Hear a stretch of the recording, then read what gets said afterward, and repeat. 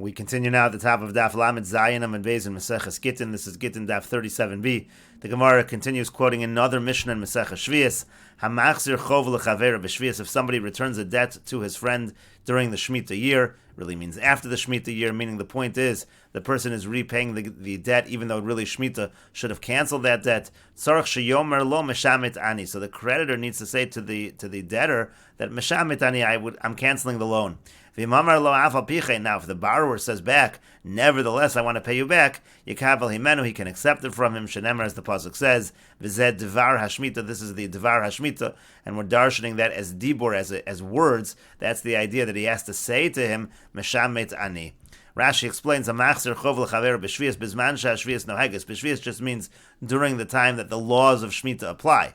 V'yavra all of shvius v'achar kach echziro. It means that the shvius already passed, and now he wants to pay him back. V'lo shechziro b'shvius atzma. Don't understand this Mishnah to mean that he wants to pay back during the year of Shemitah itself.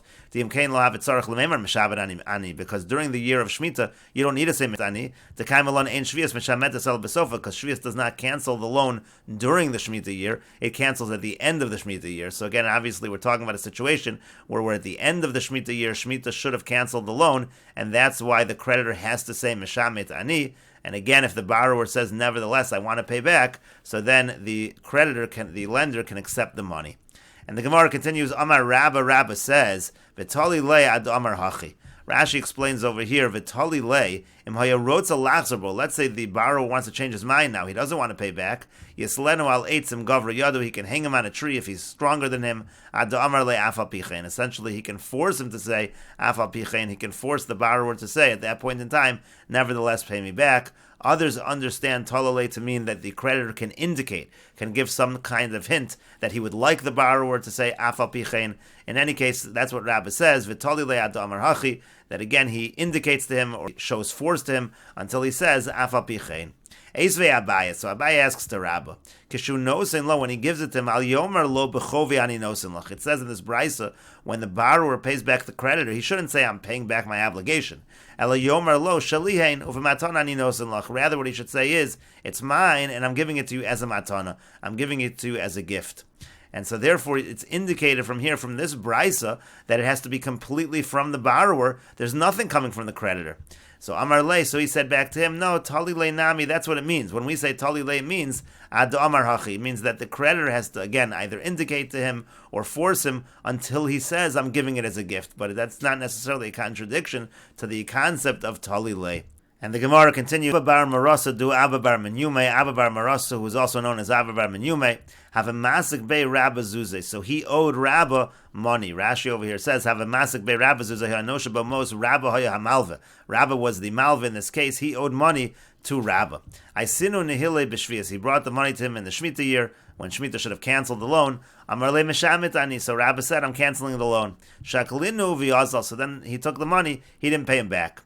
Asa Abaye ashkechei to have otzav. Now Abaye came. He found that Rabba was sad because Rabba had not been able to actually collect the loan.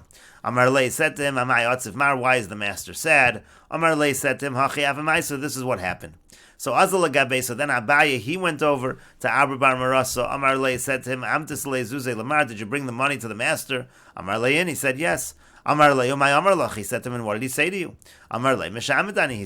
He said to him that he told me that he's canceling the loan. Amar le said to him, v'amrit le afapichin. And did you say to him, nevertheless, you want to pay back? Amar le lo. He said, no, I didn't say that to him. Amar le said to him, v'amrit le afapichin, have a shaklinu minach. But if you would have said afapichin, he would have taken the money from you. Hashta miyas amtinu nehile ve'ema le afapichin. So now you should go to him, bring him the money, and say to him, nevertheless, you want to pay back. Azal amtinu nehile. So he went to him. V'amar le, and he said to him, afapichin, nevertheless, I want to pay you back. Shaklinu minei, and took the money from him. And the Gemara concludes, Amar, so Rabba said about this incident, Lo have be daita v'yitzur b'mei rabbanan meikar. This scholar, he didn't understand how these things work in the beginning. And the Gemara continues, Amar of Yehuda, Amar of Nachman. Rav Yehuda says that if Nachman says, Neman adam lomar pruzbal haya biyadi v'avad mimeni. A person is believed to say that I had a pruzbal and I lost it. My time, and what's the reason? Kavan de takinu rabbanan pruzbal. Since the rabbanan instituted the concept of pruzbal, lo shavik heter v'achli sur. A person is not going to leave a situation of heter and instead eat something that's usr. Meaning to say, if the person had an easy way to collect beheter, certainly we can assume that he was using that method. And the Gemara continues, Kiyasu Lakami de Rav, when they came before Rav, Amar Le, he would say to him, Midi pruzbul hayalach va'avid. Did you have a pruzbul and you lost it? In other words, Rav was demonstrating what this person can say in order to allow himself to collect. This is an example of open up your mouth for the one who is mute, meaning speak on behalf of the person who might not know what claim to make. Rav was helping these creditors to make the proper claim. And the Gemara says, Tanan, we learned in the Mishnah, V'chein bal chov shemotzi shtar chov, ve'ein imo pruzbul harei elu lo yifru. If you have a situation of a creditor who takes out his document, but there's no pruzbul, so in that case, he's not able to collect. And the Gemara says, Tanai, this is actually a machlokas tanoim, because certainly in that Mishnah, the person also, the bal chov, also was claiming that he lost his pruzbul, and apparently that was not an effective claim. So it's actually a machlokas tanoim whether the creditor can say, I lost my pruzbul.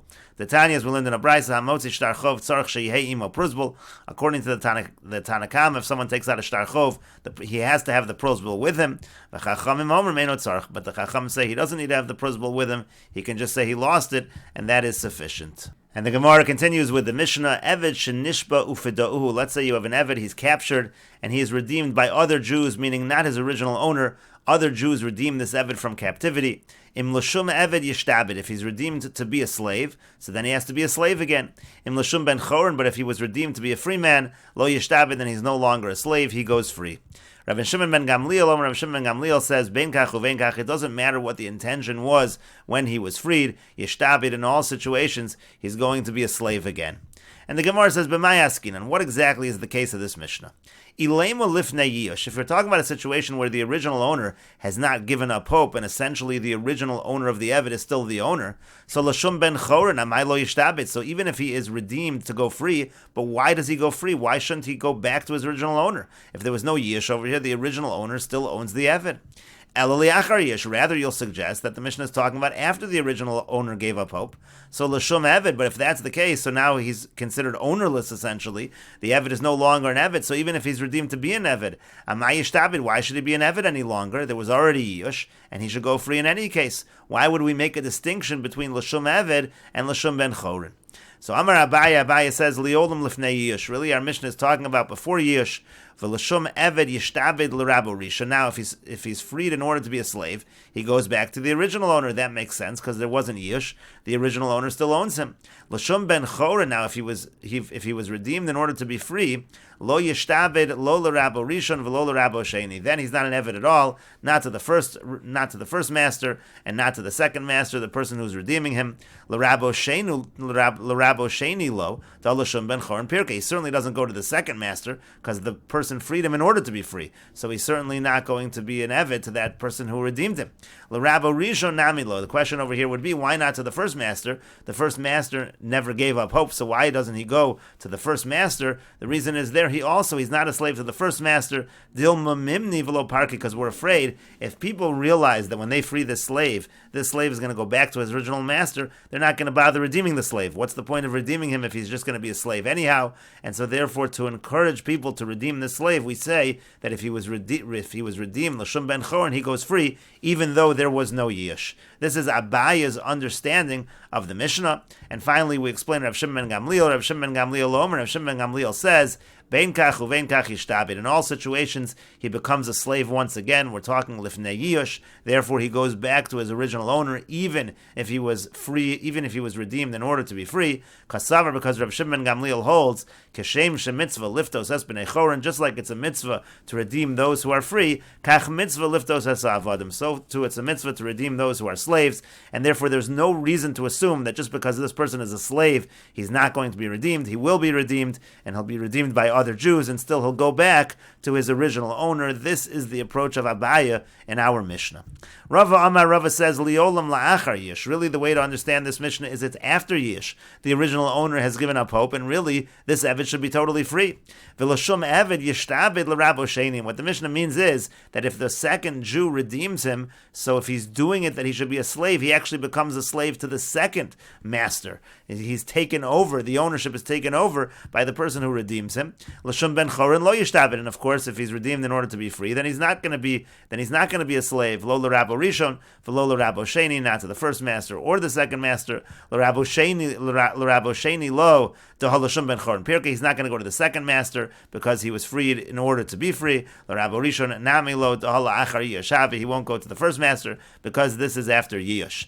And according to this approach, Rabbi Shimon ben Gamliel Omer, Rabbi Shimon ben Gamliel says, "Ben kach uven kach ishtabid." In all situations, it doesn't matter what the intention is. And again, we're talking here la'achar Yush. It doesn't matter what the intention is. He is always going to be a slave again. Kid Chizkiah, as Chizkiah taught, the Omer Chizkiah, because Chizkiah said, "Mipnei ma omru ben kach uven kach ishtabid." Why is it that we say that in all situations the person is going to be a slave? Shelo yehei kol echad v'echad holech umnapel atzmo legaisos. The reason is because we don't want people to go throw themselves in front of the Gentile troops. Umafkia atzmo miyad rabo. That will be a way that the person can free himself from his master. Meaning to say, according to Rav Shimon ben Gamliel, if a slave knows that he's going to go free, if he just gets captured and he's in captivity and then he's redeemed, like in this situation here, he's going to go free. So then that's what slaves will do. So in order to discourage them from doing that, therefore Rav Shimon ben Gamliel holds, again, like Chizkiah, therefore Rav Shimon ben Gamliel holds that in all scenarios, this Eved is going to become a slave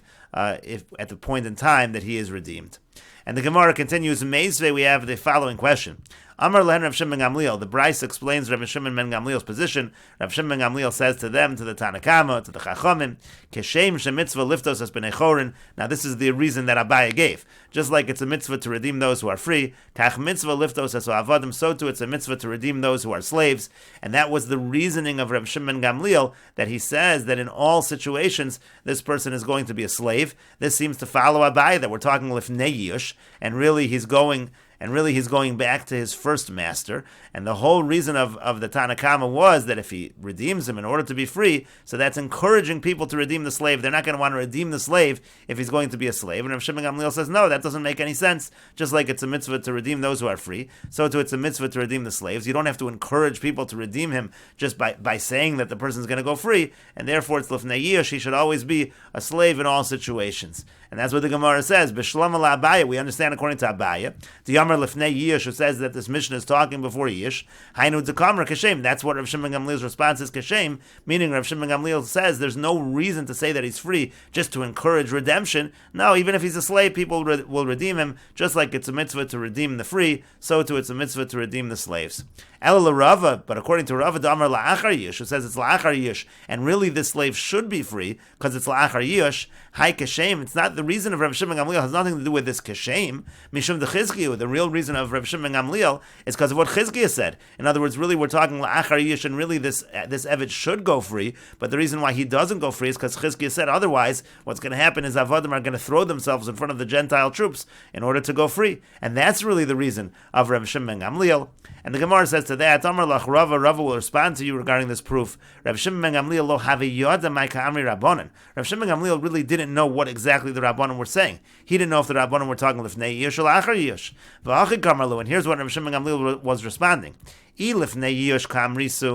you're talking before Yush, Hainu Kashem, then I'm going to respond to you and say Kashem, meaning if your reasoning is that it's before Yush, and again you're making a distinction and you're saying that he goes free because otherwise people won't redeem these slaves, so that's Kashem. No, people will redeem them anyway. Even if he's a slave, he's going to be redeemed. And ila achar yish kamri. So if you're talking after yish, and that's why he goes free in the scenario where he is redeemed free, kedechizkiah, then I'll respond to you like Chizkiah. No, that even in that situation, lachar yish, he's going to be a slave because otherwise the avodim are going to throw themselves in front of the Gentile troops. And the Gemara continues, Ulu Rava. Now, according to Rava, Diyamar la'achar yish l'rabo sheni. Rava says we're talking after yish, and what we mean to say is that if he's redeemed to be a slave, he becomes a slave to the second master. Rabo sheni miman kanile. So who did the second master acquire this eved from? And the Gemara answers, Mishavoy. He acquires this slave from those who captured the slave. But the Gemara says, Shavoy guve mikanile. But do the captors, do they really acquire the slave? And the Gemara says, in yes, kani le lamaisa yadav, they acquire him, they don't acquire the body of the slave, so to speak, but they acquire the earnings. What the slave produces, that they do acquire. The Reish Lakish, because Reish Lakish says, Minayin lo v'kochavim shekones over kochavim lamaisa yadav. From where do we know that an idol worshiper, a non-Jew, is able to acquire another over kochavim in terms of what he produces, in terms of the earnings? Shenemar, as the pasuk says, v'gam mibnei hatoshavim hagorim imachem mehem tiknu atem konim mehem. We understand from this pasuk that you can acquire from them, meaning we see that there is some acquisition by the non-Jews of the non-Jews. And Rashi says, Lamaisa Yadav, the non-Jews can acquire non-Jewish slaves for their earnings. V'Yisrael kani le miyada Lamaisa Yadav b'chaspa, and then a Jew can acquire from the non-Jews if he pays money. Uleguve, and then he can acquire the body of the Eved, he can fully acquire the Eved, b'tvila l'shem avdus, when that Eved immerses for the sake of avdus, kedaminan b'yavamas b'acholitz, like we say in Yavamas, v'afilu mol v'taval gabe rabu rishon. Now even if the Eved had bris milah and immersed by the first master, kanye shavoy b'yiyush l'maisa yadav, so the captors, they acquire the Eved with yiyush for the earnings. To afilu Yisrael nami mikni leila over kochavim l'maisa yadav, because even the Yisrael can give over to the over kochavim, even a Yisrael can be acquired by a non-Jew in terms of earnings. When he the Yisrael nafik minei b'yovel, now granted that a Yisrael will go free at Yovel, aval Eved mishtavid liolam, but an Eved will be a slave forever. And the pasuk says again, mehem tiknu, from them you can acquire ribuyu, that's an inclusion, that's an extra word in the pasuk. D'aksiv le'el minei mehem tiknu Eved v'yom, it already says that earlier. Uchsev basrei v'gam ibnei hatoshavim hagorim imachem v'lishtok. All it says after, it says v'gam ibnei hatoshavim. It doesn't need to say mehem tiknu again. And so from there we learn, again, as the Gemara says, atem konim mehem, you can acquire from them. And we will continue with this discussion in the next video on Daf Lamed Ches Amud Aleph.